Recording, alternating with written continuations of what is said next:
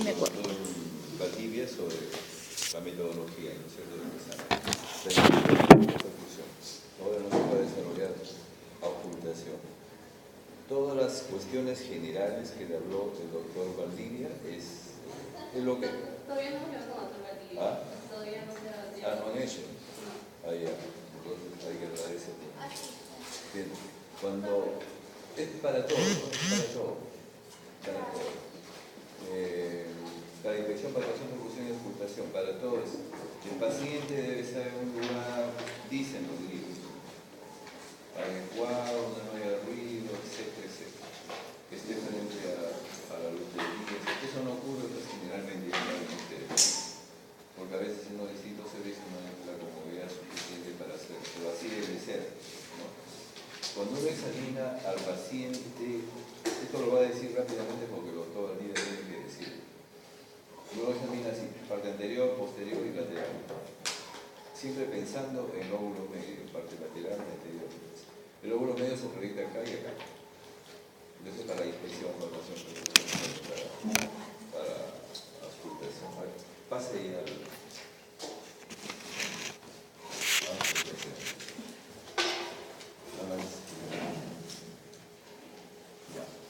Entonces, cuando uno va a auscultar, ¿con qué ausculta uno? Con el estetoscopio, obviamente. Porque antes auscultaban con el oído. Antes auscultaban con el oído. Ponían su oído, ponían una tela blanca y ponían su oído. Pero ya estamos en otra época. Incluso con el tiempo, de repente el estetoscopio va a haber. Entonces, el estetoscopio tiene dos partes. La primera parte es dos partes, una es el diafragma y otra es la campana, ¿no es cierto? Nosotros en el respiratorio usamos el diafragma. La campana se usa más en cardio, ya lo van a ver, creo que es el otro capítulo que llevan, ¿no? O sea, se usa para ruidos, tercer ruido, cuarto ruido, chasquido de apertura, rodamiento, para eso se usa la campana, pero nosotros no necesitamos. O sea, con el diafragma. ¿Cuándo estamos auscultando bien?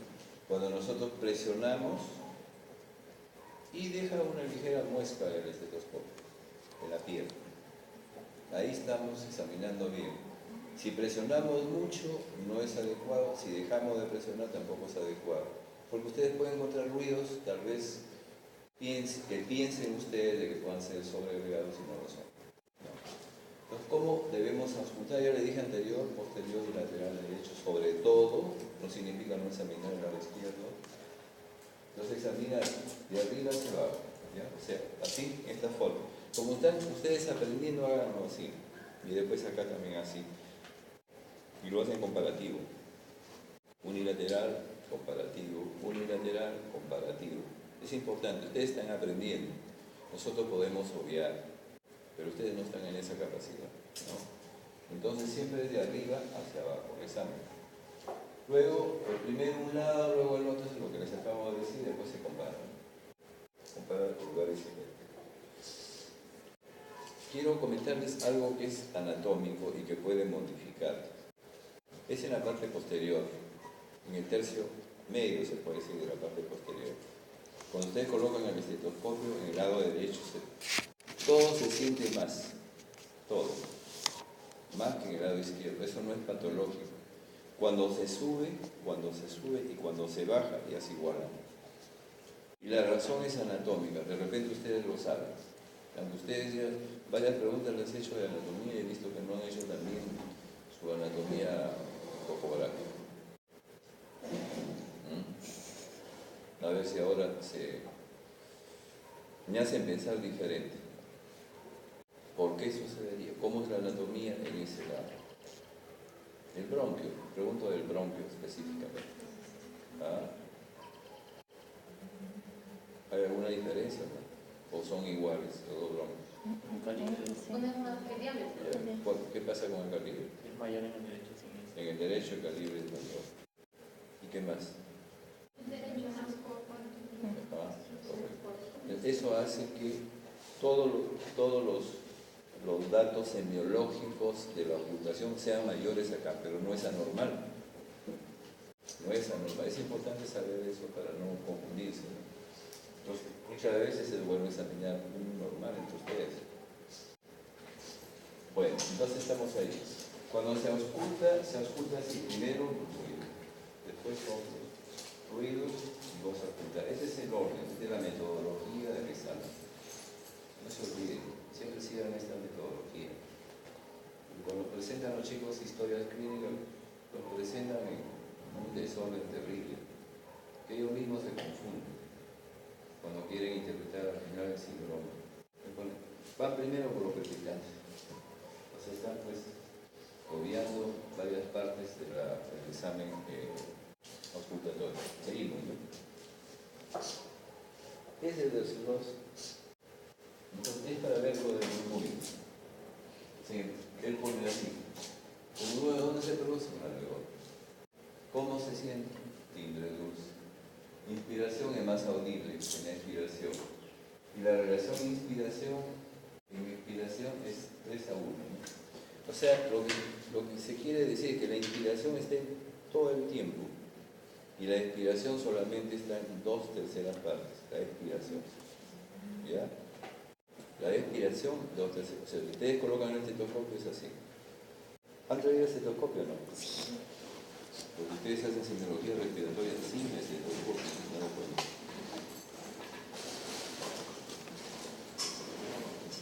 Colóquense el estetoscopio mejor acá, encima del corazón. Acá, encima del corazón. ¿Ve? Y menos no traía el estetoscopio.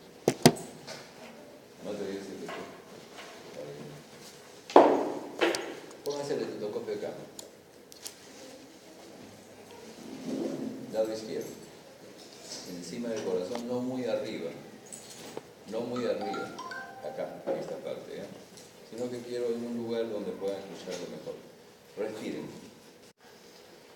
Respiren. En inspiración, uno sientan el tono. Se supone que ustedes son normales, ¿no? Entonces tiene que ser un tono dulce, como dice Zubrón, el timbre dulce. Ya después toda la inspiración se escucha, ¿no es cierto?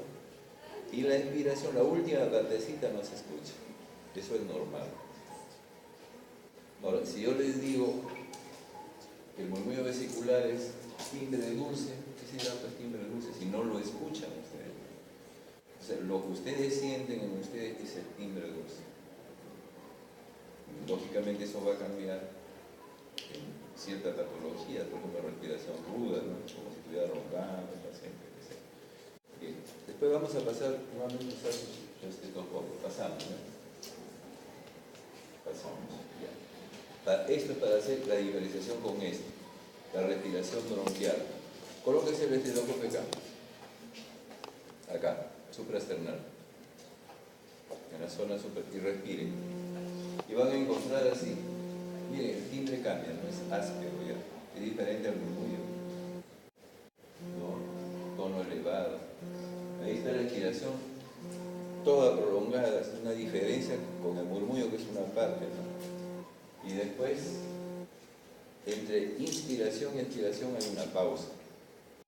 En el murmullo vesicular, inspiración, expiración inmediata.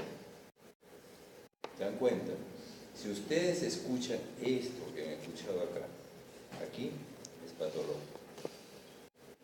O sea, si esto lo escuchan acá, es patológico, o acá, ¿no? Y algunos le dicen respiración bronquial, respiración broncovesicular, o casi soplo, ¿no? Si eso, el tono cambia un poquito más, ya se vuelve soplo. Pero ya la presencia de ese sonido acá significa que hay alguna patología. Vamos a seguir. Entonces, ya en el murmullo vesicular pues, se pueden presentar todas estas eventualidades, ¿no? O sea, que aumente la intensidad. Por ejemplo, si ustedes le colocan este estetoscopio a un niño, la respiración se escucha más intensa. O cuando hay respiración suplementaria.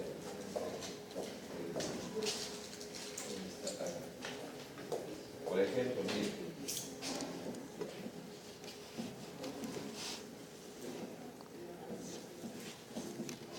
Por ejemplo, el paciente tiene tuberculosis, ¿no? Entonces, este pulmón sufre la función Lo que hace este pulmón se llama respiración suplementaria. Si acá tuviera una patología el paciente, esta parte sufre la función de acá. Eso se llama ventilación suplementar. O sea, si ustedes colocan el estetoscopio acá, es más intenso que lo normal, lo más intenso, sin ser patológico, sino que es una suplencia. Luego, el murmullo vesicular puede disminuir en una serie de alteraciones. ¿No tienen un pedacito de papel higiénico?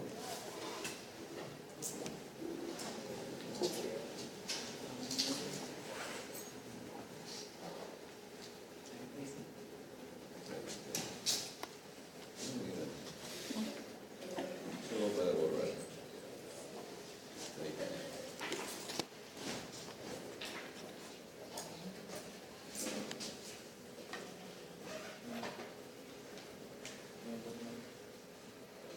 Vamos a ver.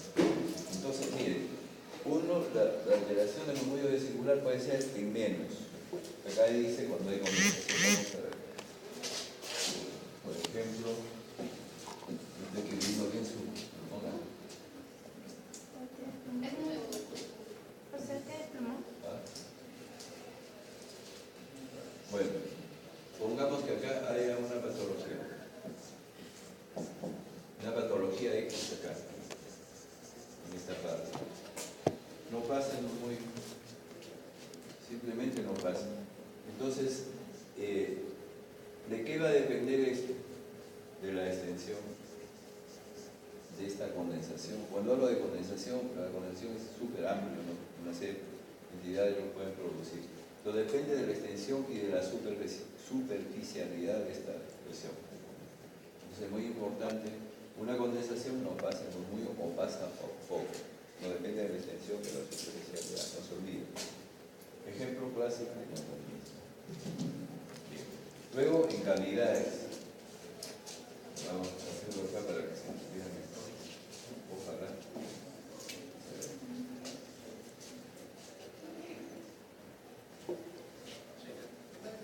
Por ejemplo, acá hay una cavidad. No se ve bien, ¿no? Voy a ver si puedo conseguir un plumón. Pero trabajar. A ver. Puede esperar. Hasta mientras delgada. ¿Cuándo es parenquimal? Esta es una cavidad. Suponemos. Esta cavidad tiene tejido pericavitario. O sea, síndrome cavitario en sí. Entonces, como tiene tejido pericavitario, no pasa. No pasa el murmullo. O el murmullo puede estar convertido en lo que vamos a comentar después en una lámina. ¿Ya? Después la otra posibilidad es lo siguiente. Por ejemplo, se obstruye un bronquio y se forma una atelectasia. Y la obstrucción puede ser parcial o total. Puede ser intraluminal o extraluminal. Entonces, lógicamente, ya, gracias. Entonces, ¿qué va a ocurrir? Viene acá el murmullo y no pasa. ¿Por qué? Porque hay una atelectasia. ¿Saben lo que es atelectasia, no? ¿Sabe? ¿Alguien? A ver, ¿qué es esta atelectasia? ¿No saben? Ah. Es como un colapso, ¿no? Pero lo que sucede es lo siguiente. Se obstruye acá por el parcial. Mejor total, para que sea más didáctico. Total. Entonces el aire que está por acá se reabsorbe. Porque entre asino y asino hay siempre unos poros de Cohen, canales de Lambert. Entonces a través de eso se reabsorbe todo. Y se forma como si fuera un colapso. ¿Está bien? Entonces no pasa la murmullo vesicular. Si es subtotal, o sea, si no es la obstrucción total, entonces claro, puede pasar un poquito el murmullo. Pero siempre el murmullo está tirado menos. O sea, en menos, pues nada. Es en la atelectasia. Después cuando hay enfisema, pero cuando es el enfisema muy avanzado, cuando está demasiado avanzado, en esas circunstancias. Hay pacientes que tienen asma, pero el paciente asmático está casi en estado asmático. No porque el paciente con acceso asmático, no porque si bien muchos bronquios están alterados, hay otros bronquios que no están alterados, entonces eso compensa la función. Pero en el estado asmático es casi todos los bronquios se alteran. Entonces el paciente tiene dificultad para entrar y sacar el aire, entonces se va a producir una disminución, pero en el estado normal. Luego, acá por ejemplo, vamos a suponer que hay líquido y acá entra aire.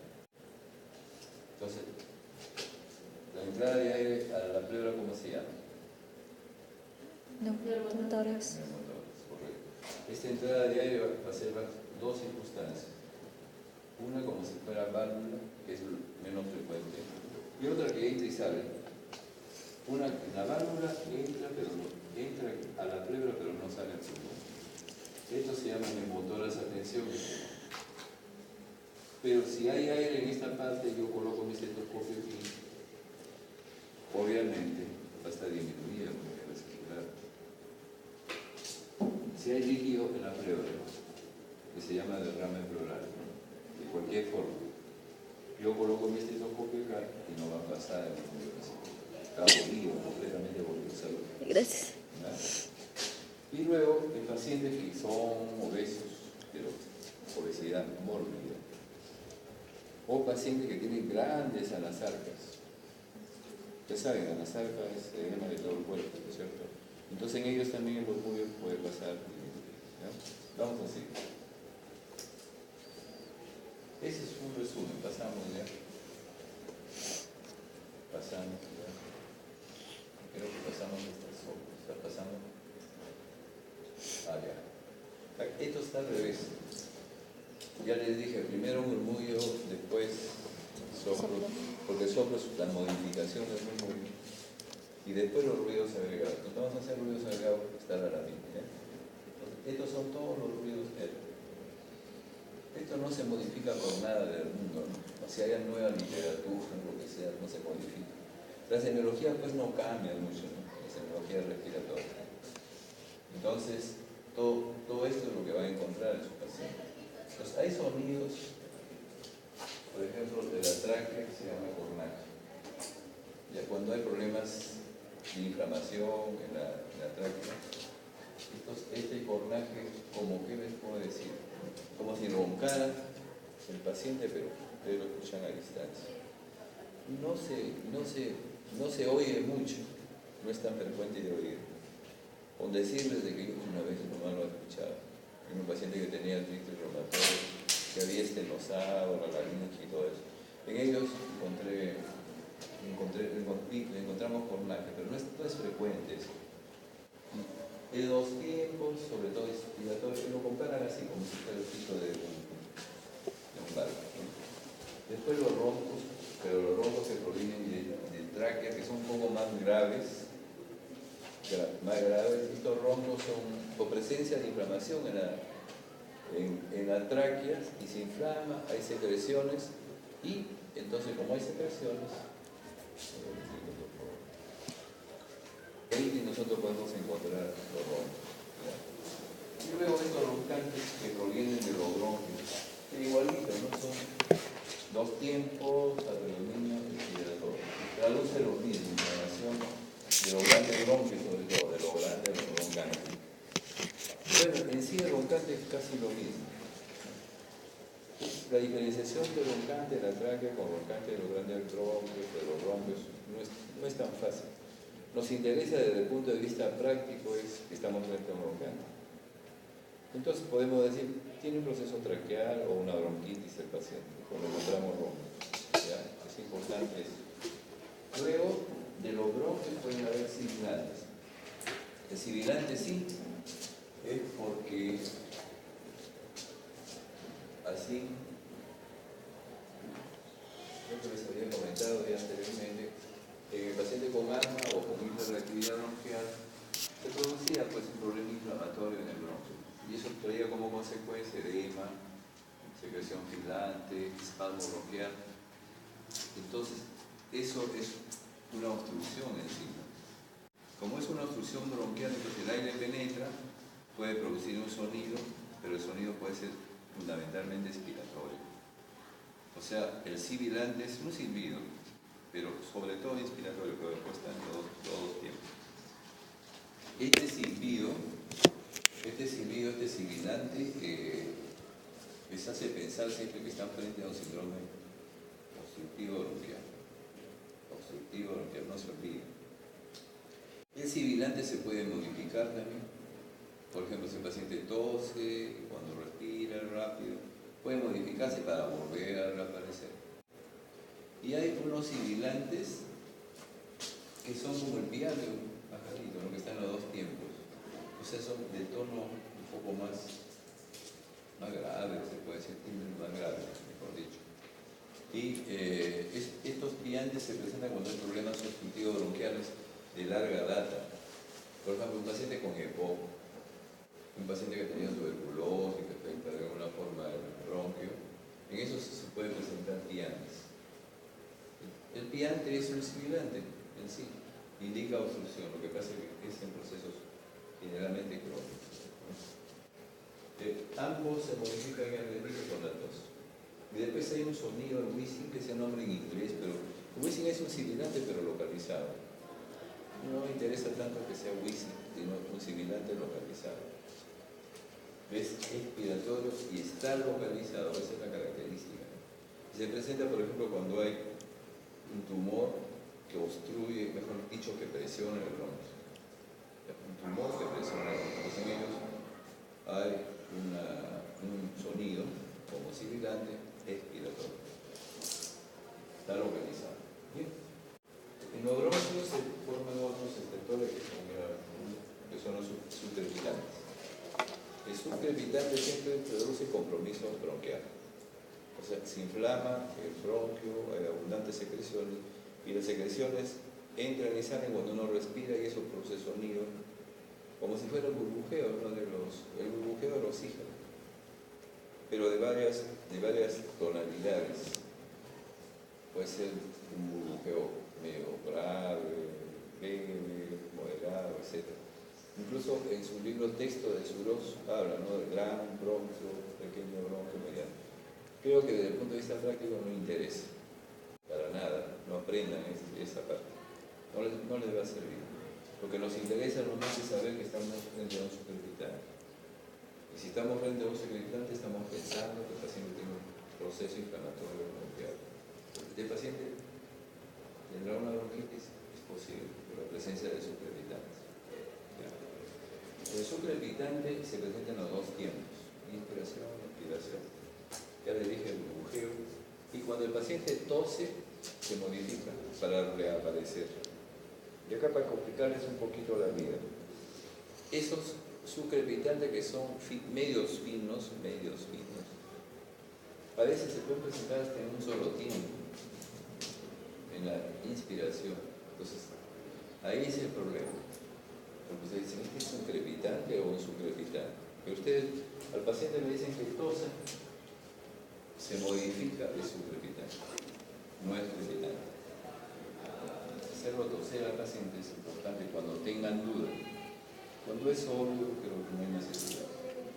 Luego, los crepitantes, el crepitante sí tiene un origen alveolar. El alveolo tiene una secreción, hay una inflamación ahí, entonces cuando el paciente respira, ahí se forma una película, ahí a la inspiración, final de la inspiración se rompe la película. Y eso produce un sonido fino, fino como si fuera, como su cabello, estrujar el cabello.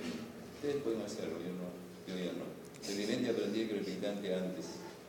Entonces ustedes lo pueden hacer y es finito. Final de inspiración, ya, final de inspiración, no se olviden.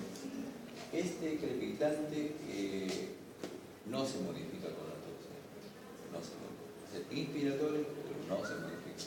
O sea, ¿qué importancia tiene que yo esté frente a un crepitante?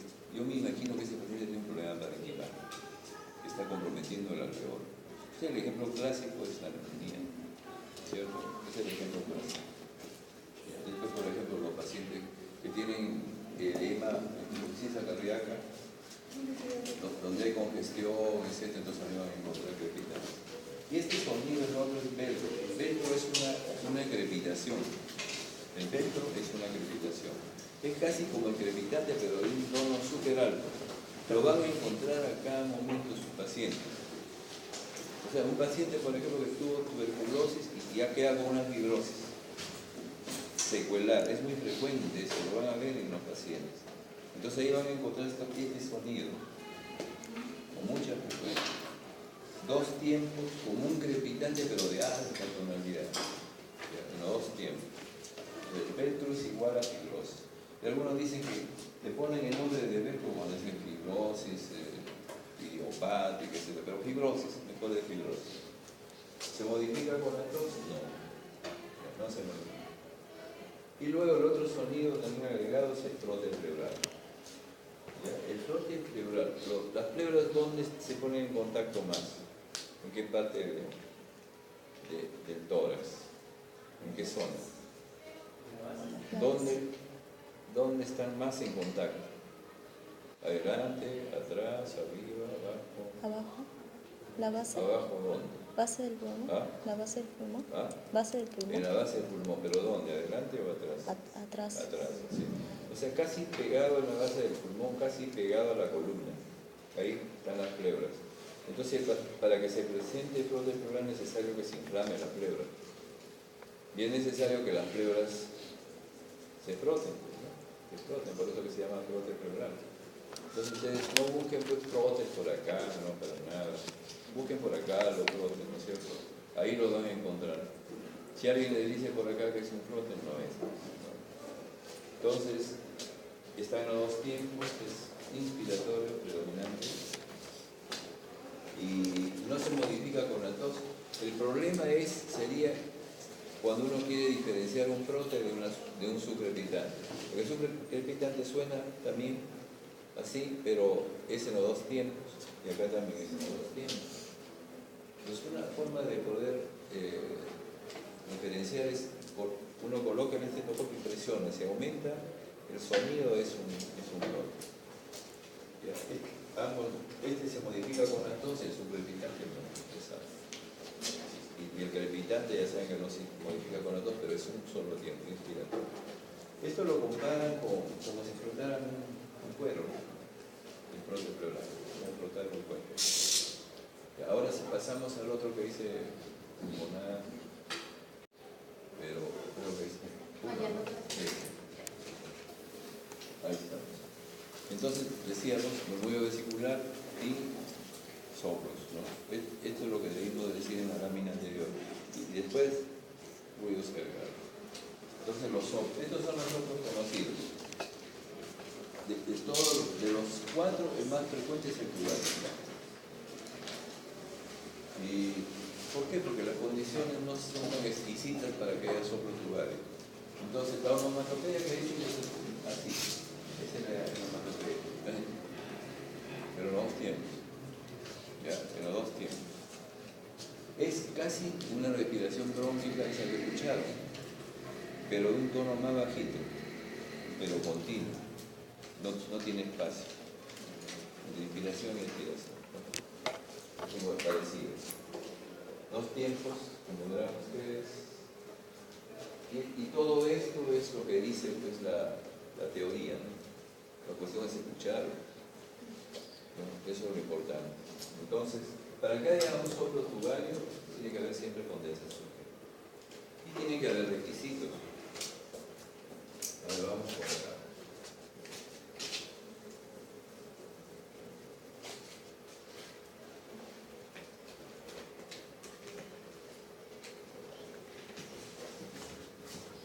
Suponemos que acá hay un proceso de condensación. Acá llega un bronquio.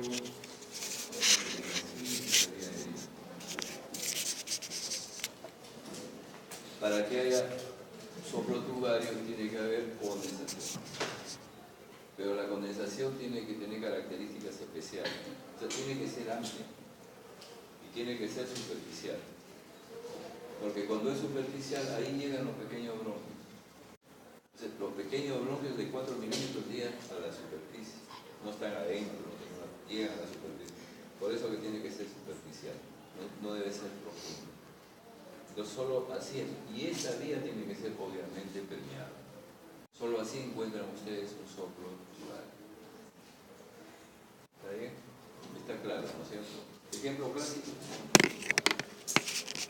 Cuando los procesos de condensación son intersticiales, por ejemplo así.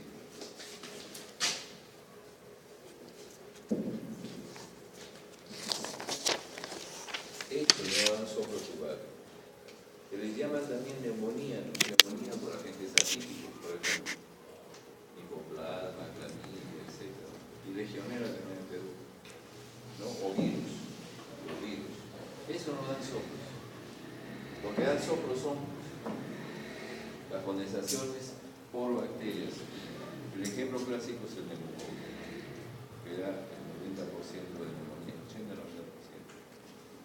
Entonces ya saben eso, que puede servir para diferenciar. Ustedes están en chumbivilpas, ¿es atípico o no es atípico? ¿Es neumocócico o no es neumocócico? Le colocan el estetoscopio, soplo tubario, no debe ser atípico, no debe ser viral, porque es intersticial.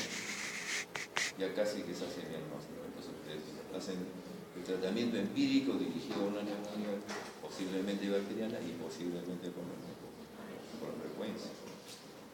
¿Bien? Entonces, tubario. Luego el soplo cavitario, menos frecuente que el anterior. Para que haya soplo cavitario, bueno, primero las características. El soplo cavitario es un soplo de modo. 2 tiempos a predominio inspiratorio. 2 tiempos a predominio inspiratorio. ¿Ya? Y todo esto hay que escucharlo. Es lo que dice el libro. Pero una forma de compararlo es, si ustedes han escuchado una concha de mar, igualito, es idéntico al soplo cavitario. Porque entra el aire y resuena al salir. Entonces, se asemeja pues, la concha de mar a las características de la cavidad.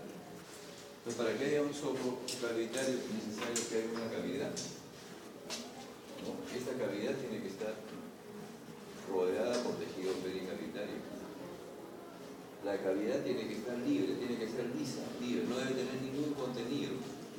Debe haber un bronco de 4 milímetros y la vía aérea permeable. Casi como si fuera la concha de mar. Y por eso que acá les da un sonido. Cuando no hay tejido pericavitario ni hablar, no va a haber nunca pues, un soplo cavitario. Eso es importante. ¿Ya? ¿Quiénes pueden producir las cavidades? ¿Cuál es la enfermedad más frecuente en nuestro medio que produce cavidades? TBC. ¿La qué? TBC. ¿Qué otras enfermedades saben que dan cavidades? Micosis. Puede ser. ¿Qué otra? Granulomatosis. La hiatidosis evacuada. O sea, un quiste hidatídico evacuado y que se produce un proceso inflamatorio como si fuera un tejido pericavitario. Puede dar. No es común eso, pero pueden algún día encontrarlo ustedes. También se puede encontrar a veces en esto mismo.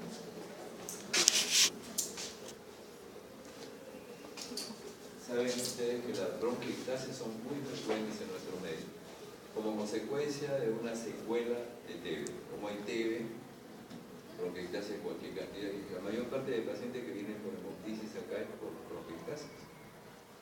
Entonces, en estos pacientes con bronquiectasia, las secreciones acá se concentran, ¿no? En estas partes. Y a veces trasuda también acá.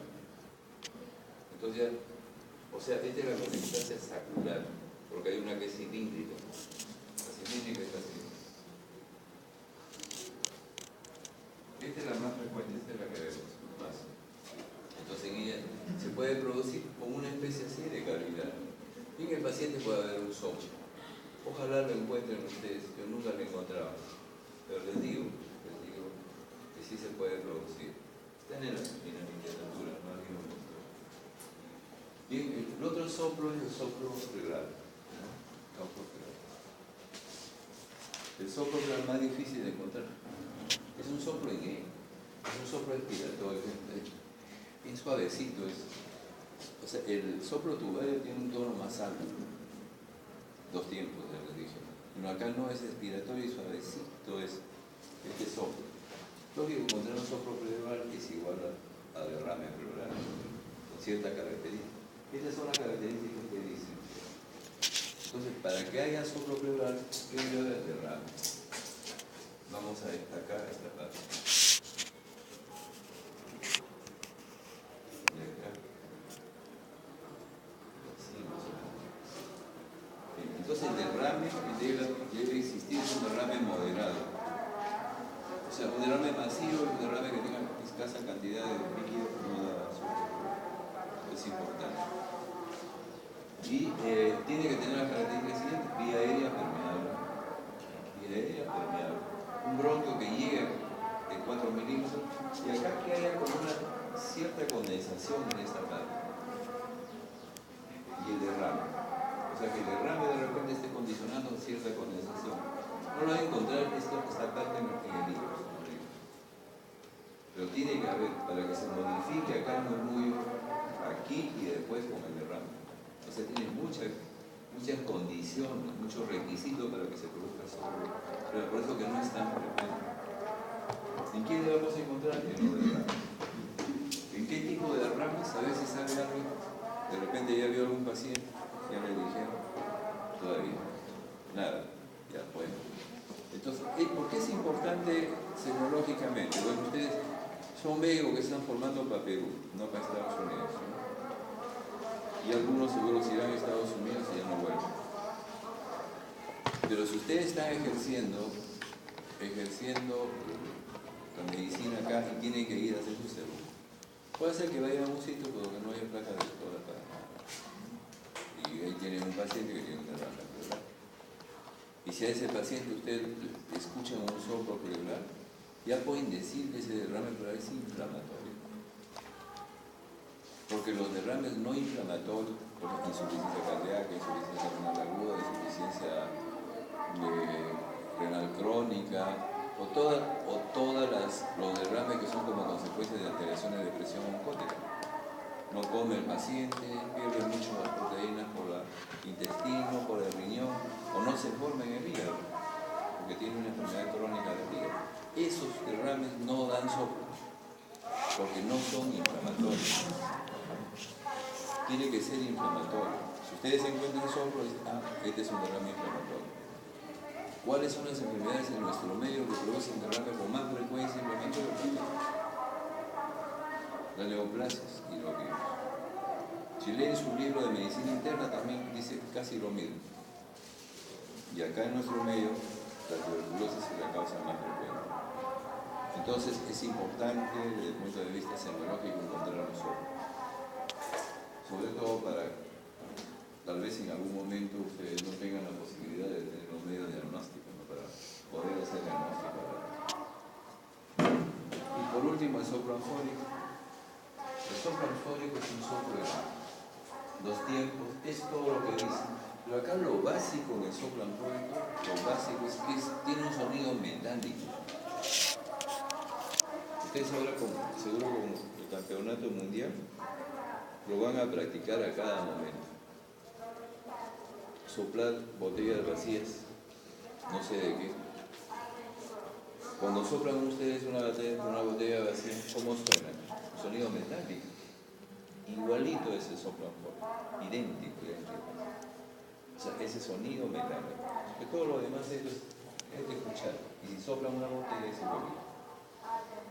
Este soplo metálico se puede presentar en dos circunstancias, o hasta en tres circunstancias de repente. Una de las circunstancias podría ser que un neumotórax, como les comenté, se neumotórax presencia de aire en el pleuro, y más en el neumotórax atención,